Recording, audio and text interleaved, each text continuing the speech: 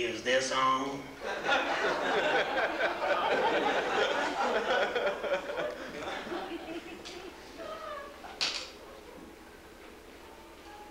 Thank you very much. Welcome once again to the Kiwi Fruit Lounge here at the Prince Albert Hotel. The world's slowest revolving restaurant and cocktail lounge. At our present rate of revolution, we estimate that we will have made one complete turn by the year 2017. Hold on to your drinks if you get dizzy.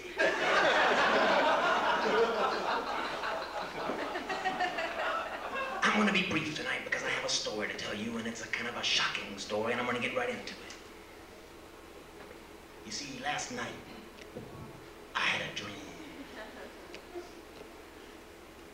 And in my dream, I dreamed that I had died.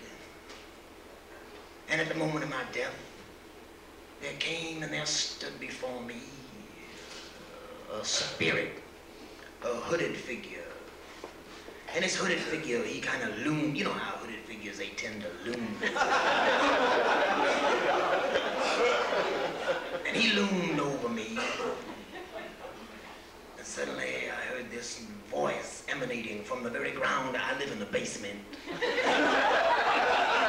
So most sounds tend to emanate from the ground. But I heard this voice come out of the ground, and it seemed to come right from the spirit, and he said, "Oh, puny mortal." And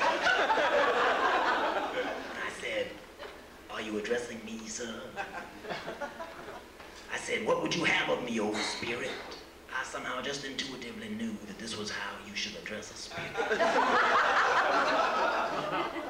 And he said to me, "Oh, puny mortal, for all of your past transgressions, not to mention the ones you would have done if you hadn't been so chicken shit,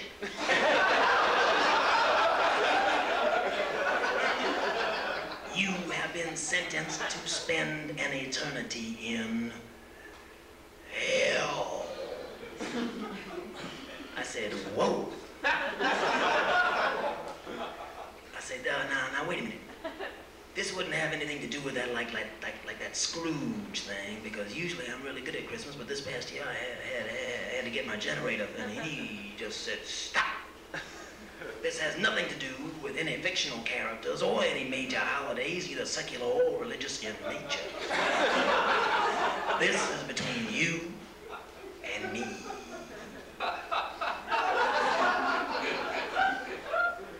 So I said to him, "Well, Mr. Spirit, it just so happens that I'm an educated man, and I don't believe in hell." The spirit kind of shrugged. I could tell he was shrugging inside his shroud. And he pointed his bony finger at me and he said, "You right.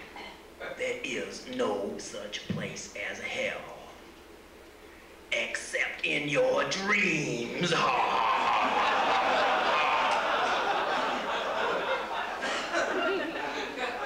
This remark reduced me to a monosyllabic vocabulary like you wouldn't believe. I said, "Whoa."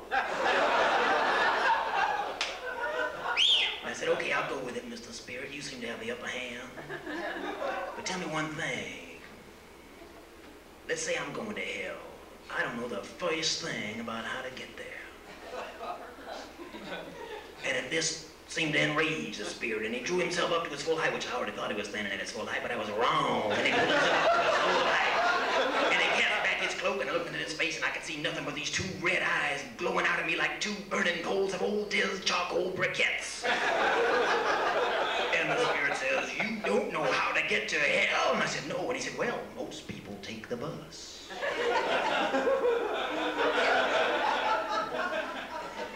I said, "Thank you for that piece of information." And the next thing I knew, this wind blew through my room, and all went dark. And I awoke somewhere standing in this desolate wilderness like nothing I had ever seen. And this black smoke was blowing, and there was this horrible stench in the air, like you just, oh, it was an awful stench. And the wind blew and the black smoke cleared, and I looked around and suddenly I knew where I was. I was standing in the parking lot of the Vince Lombardi Memorial Rest Stop on the New Jersey Turnpike. explains a lot. And just as an aside between you and me, frankly, I would not choose to be a resident of any state which chooses to commemorate its most outstanding citizens by naming a place to pee on the interstate after them.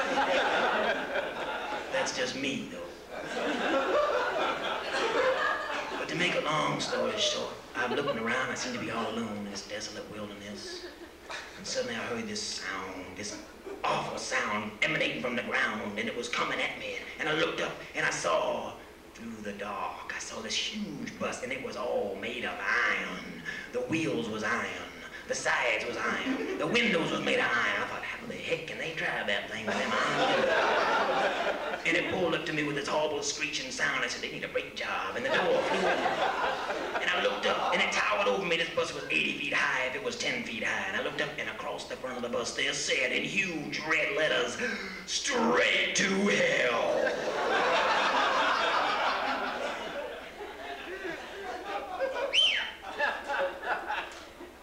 I stood there, and suddenly this little bony hand stuck out the door and it said, "This way, please."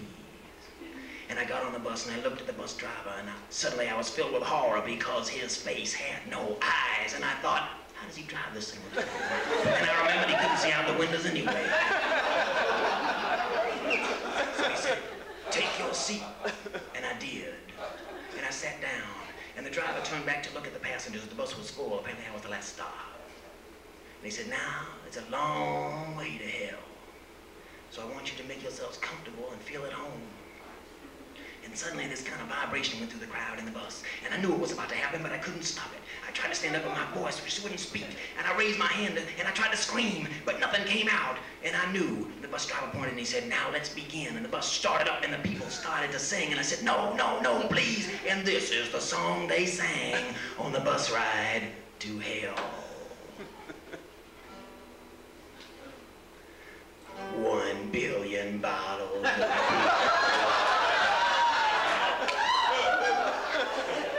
1 billion bottles of beer. I took one down. I kind of passed it around. Now there's 999,999,999 bottles of beer. 999,999,999 bottles of beer. I'm not done yet. We took one down. Sing it with me. Now there's 999,999,998 It's a disco version. 999,999,998 bottles of beer on the wall. 999 million. You're getting scared, aren't you? 999,990 bottles of beer. We took one down and we kind of passed it around real slow.